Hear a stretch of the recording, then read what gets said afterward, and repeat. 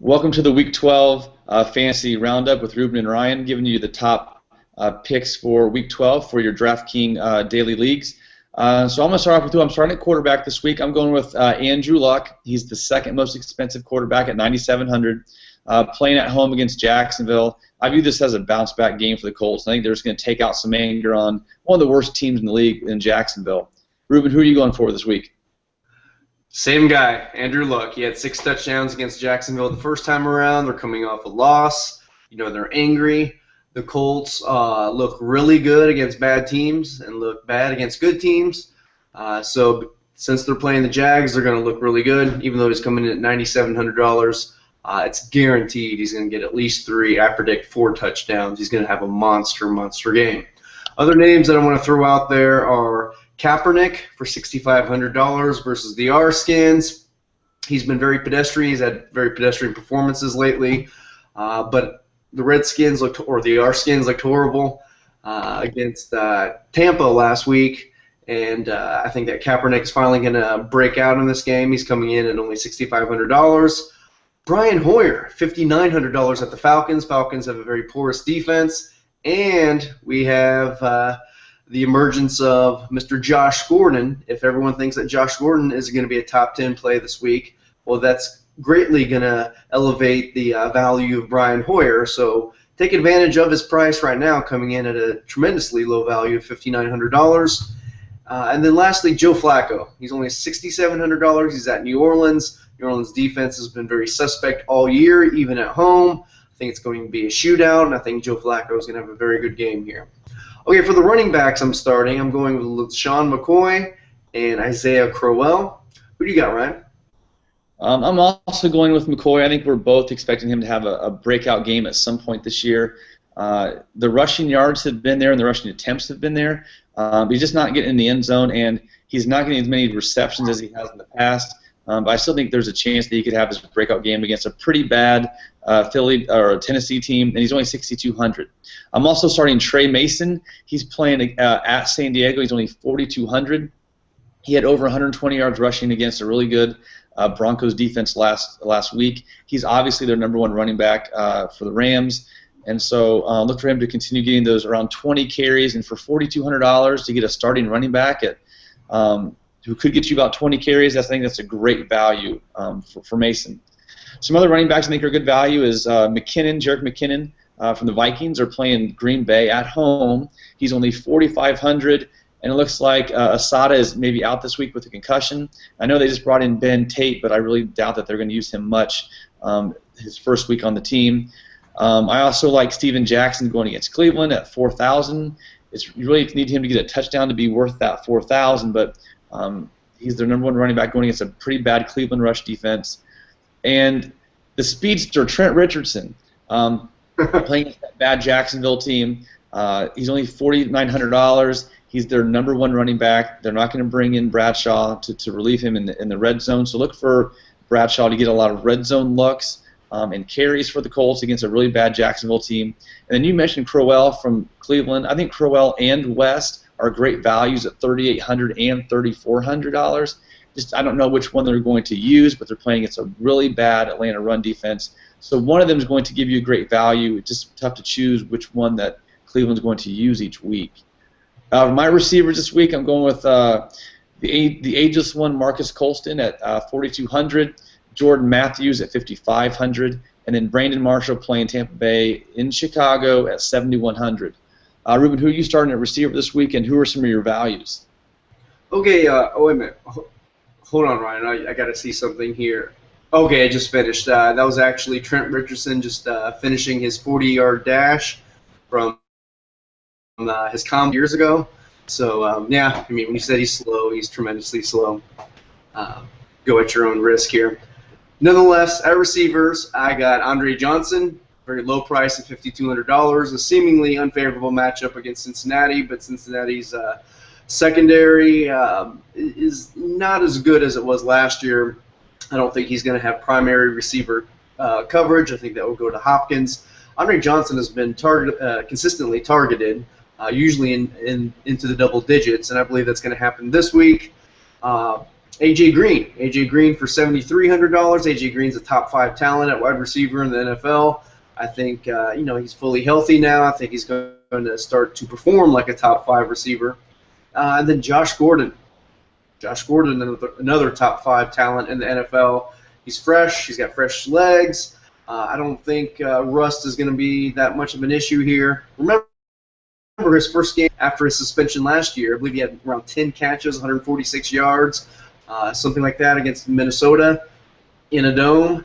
This year it's against the Falcons in a dome. He's coming in at only $6,300. I guarantee you this will be the cheapest you'll be able to get Josh Gordon for the remainder of the year. Some other wide receiver names I want to throw out there. Mike Evans. He's had 3 fantastic games in a row. So even though he's at $7,800, he's playing the Bears. Anything is possible with that terrible Bears secondary. T.Y. Hilton, we just mentioned Andrew Luck as a sure bet. T.Y. Hilton, and the Jags are very susceptible to the big play. That's where T.Y. Hilton comes into play. Roddy White. Roddy White's had 3 to 4 very solid games in a row here. He's been getting targeted much more by Matt Ryan because of their offensive line issues. He just kind of using those 8-yard ends to Roddy White. Quick slant routes, and so Roddy White's getting double-digit targets. And then lastly, Wes Welker. Wes Welker has been horrible this year, but at $4,200, he's one of the cheapest receivers you can get. Now, this depends on the health status of Julius Thomas and Emmanuel Sanders, but if one or both are out, you might want to strongly consider Wes Welker. Okay, at at tight end, I'm starting Jason Witten at $4,400. Who are you starting at tight end, Ryan? Because I spent so much on Luck this week, I just sort of saved the tight end position. So I'm going with Owen Daniels playing at New Orleans at $3,100. Daniels, second game back from his minor injury that he had. He's always a threat for 4 to 6 receptions. He's a favorite target in the red zone. So look for him to have a solid game and what should be a decent scoring game against New Orleans. Some other tight ends, obviously Gronkowski, the number 1 tight end at $7,900. That's a lot to spend at that position, but he's definitely worth that price if you can sort of save money at other positions. He's scored in 3 straight weeks. He's always a threat to get 7 to 10 receptions, and lately he's been getting close to or over 100 yards in those past 3 weeks. So he's definitely worth that price at $7,900. Some cheaper options: Charles Clay at $4,000. The Dolphins play against Denver. Should be a game where the Dolphins have to throw a lot, so look for Clay to get 5 to 6 receptions in that game. You mentioned the injuries in Denver. Jacob Tamme could be a beneficiary if Julius Thomas doesn't play and Emmanuel Sanders doesn't play. He had 10 targets last week against the Rams. He didn't produce a lot of stats, but those 10 targets could be there again in Week 12, and look for better production with a week of practice, knowing that he could be the starter with Thomas out. And then Larry Donnell playing against Dallas. It's the Sunday night game, $3,900. He's a favorite target of Eli Manning. He's the second option behind Beckham Jr. So look for Donnell to have, again, 5 to 7 receptions, which is a good value and good production from the tight end position if you're only spending $3,900.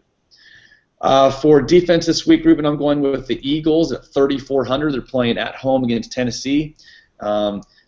They're going against a rookie quarterback and only his 3rd start. So who are you going with this week at defense, and who are some other options that people could pick up as good values?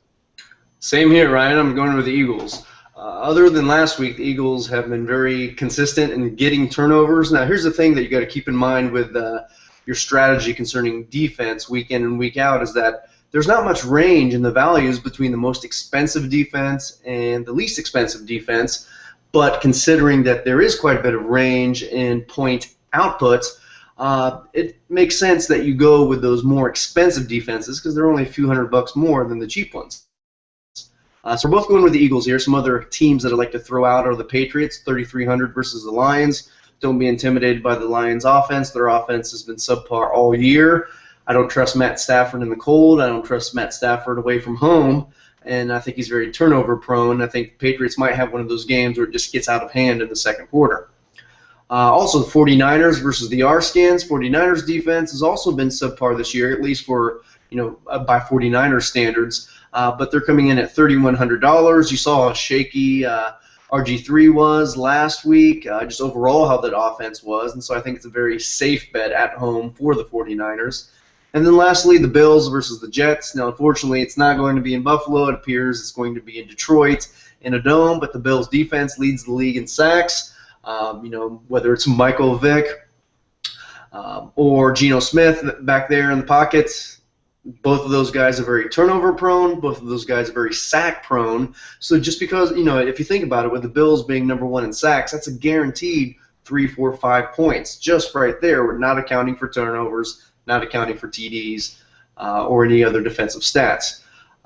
So those are my defenses. And any concluding words, Ryan? I want to mention the flex position, who we're going to be going with on our flex. I'm starting Odell Beckham Jr.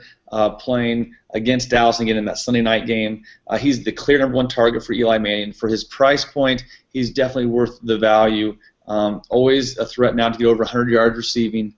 So getting the number one target at a cheap price point, that'd be at the flex, I think is a great value. Who are you going with your flex this week, Ruben? Going with Charles Sims. He hasn't shown much yet, and granted it's Tampa Bay's offense, but once again they're going against Chicago. Now Chicago's a little bit better against the run than they are against the pass, but Sims is known to be a pretty solid pass catcher, so considering he's coming in at $3,600, I like him. And then another name I want to throw out there that we've both mentioned, once again, I think he's a super steal this week, is Isaiah Crowell. So if you didn't put him in at running back, think of him at flex at $3,800. He's an absolute steal going against the Falcons. That run defense is legendarily bad. All right, well, just with this week, just make sure that you're paying attention to the weather forecast. I think the weather is going to play a big role in a lot of games this week. So just keep track of the weather and try to get those teams that are going to be in the dome that's going to have a higher offensive production than some of those teams that could be dealing with some weather elements. We want to say good luck to everyone in your Week 12 DraftKings matchup, and always check fflockroom.com for all the latest news and rankings. And they also have a great DraftKings bust value pick and top pick article you can read each week. Thanks for watching. There you go.